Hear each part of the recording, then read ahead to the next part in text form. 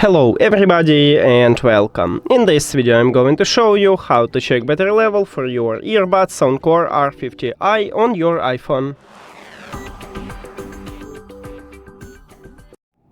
And basically you have a few options how to check it.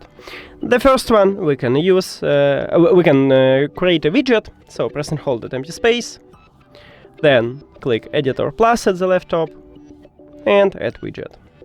Scroll down and you need to find batteries.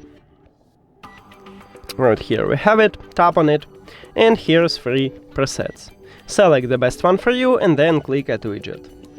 And you can check a battery percentages right here anytime, but make sure that your earbuds is turned on and connected to your phone.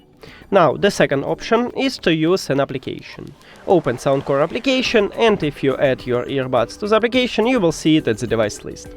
And right here we have these battery icons, and here's 5 sections. Each is 20%. Right here is a full, so it's 100%. And you can also tap at your earbuds and check it here.